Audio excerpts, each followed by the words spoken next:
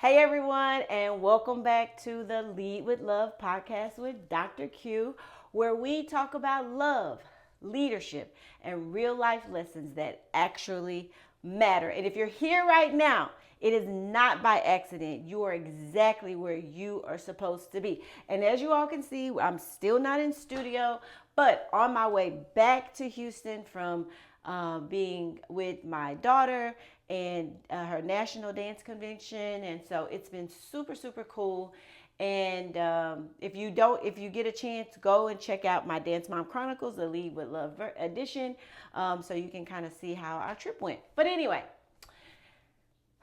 I want to actually talk about my kids, okay? Langston and Niall, those are my babies, my two, my whole heart's walking around outside my body. Oh, I love them so much. And I remember when Langston was little, he kind of went through this like wonky season. I went middle school, and I was in middle school now, but I remember like school just wasn't clicking with him. Like his friendships were complicated.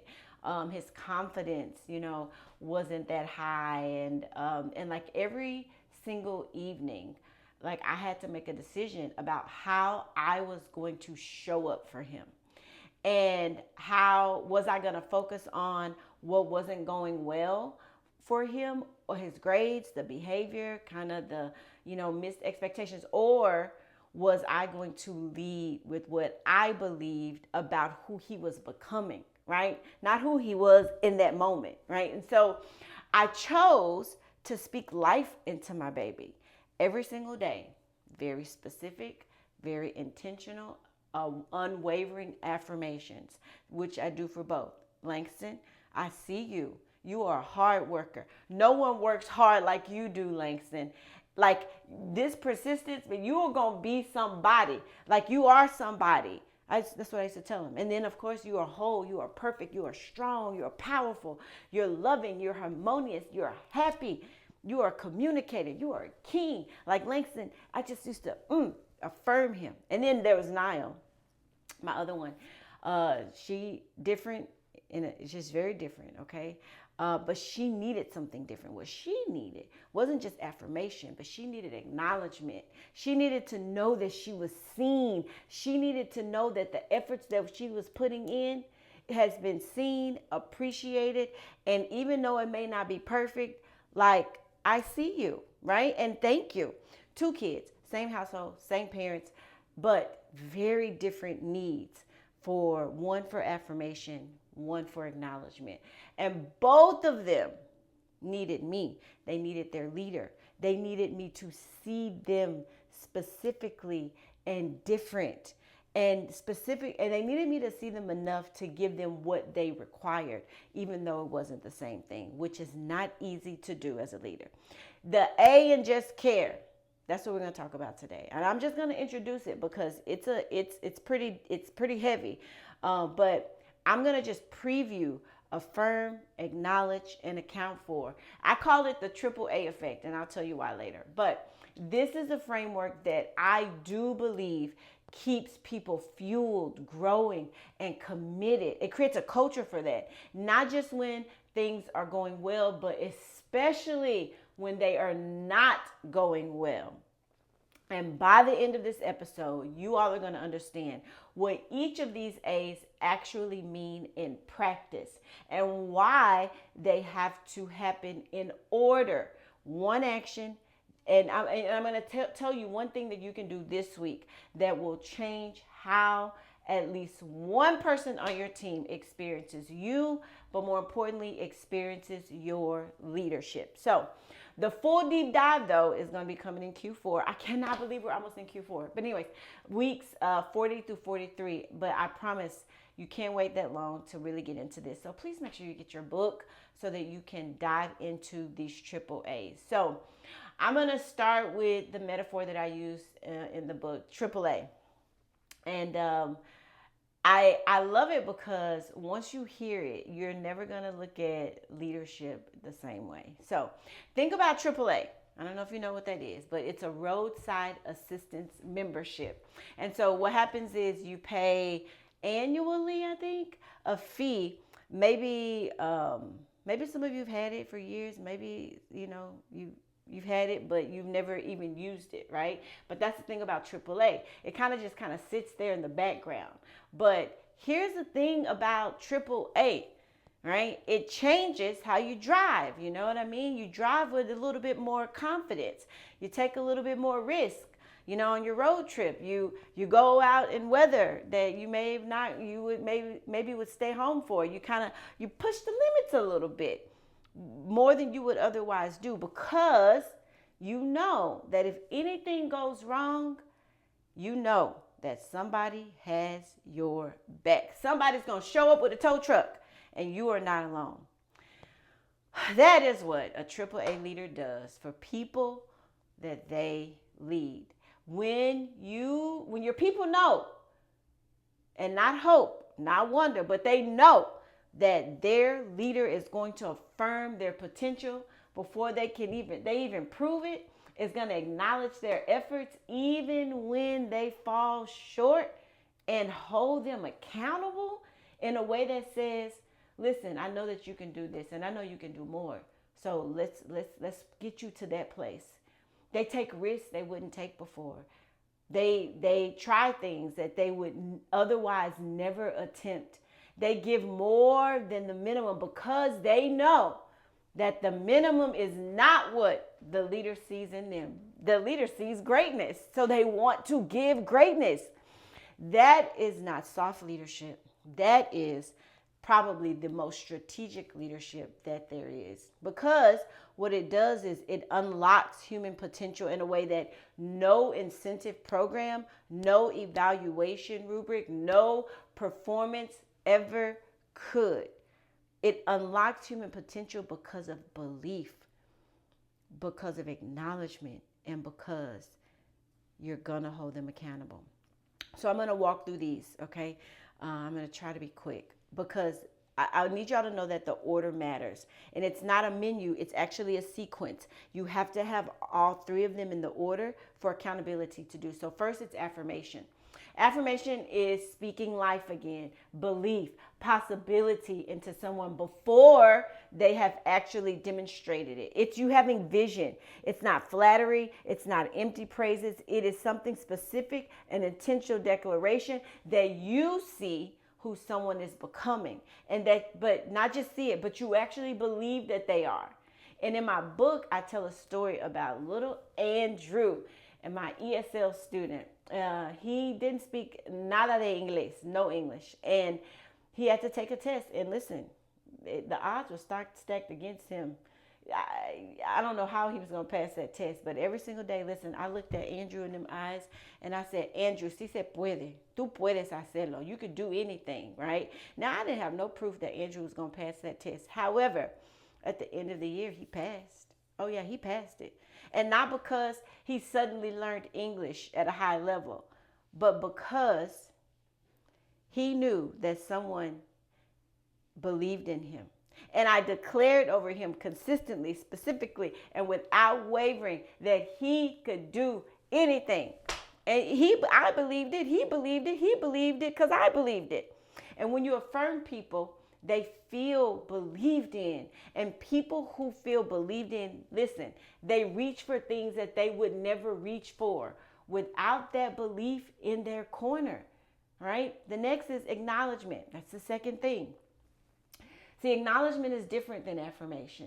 Affirmation, you're speaking life into something that you don't see. However, acknowledgement is speaking to the efforts that you do see, appreciating them, right? What do you see right now? And what someone is giving to you now, like in this season, regardless of it's perfect or not, you are saying, I see it, I appreciate it, and I want to acknowledge your work. I want to acknowledge the challenges, right? Eckhart Tolle, one of my favorite authors, y'all. He says, acknowledging the good that you already have in your life is the foundation for all abundance. And when you acknowledge people, okay, the people that you lead for the work that they are doing, when you name that very specific effort that they are making, when you say, I see you, I see what this is costing you. I see the challenge, and I want you to know it matters. I want you to know I appreciate it. What you do is you begin to energize them to do more. Not because you gave them a bonus, no, but because you made sure that the work wasn't invisible. You made sure that they weren't invisible. And y'all, that's all people want. And leaders at the top sometimes are the worst at that. Why? Because the leaders at the top, they assume that their people already know, and that they assume that their people already feel seen, but they don't. Not unless you actually tell them and articulate it. Now, accountability is the last one. And this is the one where most leaders either get confused or get afraid, because accountability sounds like confrontation, but it's not. It sounds like you have to always be having this hard conversation. The performance plan, a consequence. And it can be all those things. However, here's what accountability is at its core. It is love in action, y'all. It is the decision to believe someone is capable of more and hold that standard in front of them, even when it's uncomfortable.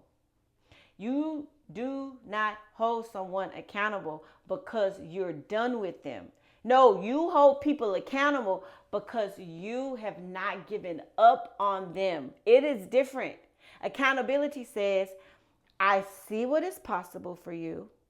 I care about you enough and too much to pretend that you're where you are supposed to be. That's accountability. That's love. And in that order, you have to do them all three of them. You have to affirm, then you acknowledge, because that's the foundation for accountability. And the AAA creates kind of like this call. It's like a culture of safety. Safety from challenge. Safety from, that says like, if I try, like my leader, if I fall short, my leader's not going to abandon me. They're going to be there for me. They're going to acknowledge what I gave, and that they are going to help me get to the place that I'm capable of going. All three of those, but in that order, right? So that accountability doesn't feel like abuse. And so here's your step for next week. This is what I want you all to do. I want you to do all three of these. Okay, before the week is over. You know, I have a challenge for y'all every single week. Affirmation. I want you to identify 3 people on your team, okay? And for each one, write down one specific thing that you believe about their potential, that you see in them, okay? That you maybe never said out loud. Then I want you to say it. Tell them this week in person. I want you to not just say, good job, good job. No, I want you to be like, here is what I see in you. And here's why I believe what I believe in about you and where I think you're going. Acknowledgement. Write one thank you, a note, a text, or verbal acknowledgement to someone whose effort has that you've seen, but you actually haven't named it to them. I want you to be specific about what they did and why it mattered in the mission of what you're doing, all right? Where they fit in and what you appreciate. And finally, accountability. Identify an area where you've been avoiding a necessary conversation, or you know that person. You already know who I'm talking about. And I want you to get them on your schedule the conversation, go in with the affirmation, go in with the acknowledgement, but then be honest and specific and give them caring accountability that they deserve, and tell them what they need to do, where they need to go, right? So I think y'all can do that. That's easy, right? So before y'all go, of course, Lead with Love, 8 heart-centered strategies for exceptional leadership. It is available on Amazon. And guess what? I just finished recording the Audible. So it'll be coming very, very, very soon. The AAA Effect is in there. And the stories, the research, the implementation guide, all of it is in the book. And this is one of the most loved chapters in the book for me. So please get it. Q4. Be ready for Q4 so that you can go deep in with us. So next week, we're closing out Q2. I cannot believe this. And we are going to be talking about summer planning that you're doing right now. It's summer. And the difference between resting strategically and grinding through the summer in a way that kind of leaves you empty for fall. So we've kind of talked about it a little bit. We're going to go in deeper. It's a conversation that every single leader really does need to have. So don't miss out on it. So as I wrap up, Langston, my baby, he made it through that hard season. And Niall, she is still pushing and growing. We had a great time this week. She is still becoming, and they both continue to teach me and taught me the same thing that my students did and my staff have taught me over and over and over again throughout my leadership journey. They taught me that people rise to the level of what they believe their leader sees in them. It's called the Pygmalion Effect. I talk about it in both of my books. And you have the power, y'all, to speak possibility in somebody. Do it this week. To acknowledge someone that feels unseen. People need to feel seen. And I want you to hold someone to the standard that says, I believe in you too much to let you settle. That is the AAA effect. That is love in action. So, yeah, that's leadership. So anyway, I want to thank you all so much for being here. Thank you for joining me on this Lead with Love podcast. And if today's message spoke to you, y'all know what to do. Share it with a leader whose people are running low, because affirmation, acknowledgement, and accountability might be exactly what their team needs. So don't forget to subscribe so that you don't miss out on episode 26 next week, our Q2 finale and summer planning episode. So I love y'all. Thank you so much. And remember, leading with love isn't a one-time decision. It is a daily choice that you have to make. You got to choose to love. So until next time, choose well and be with love.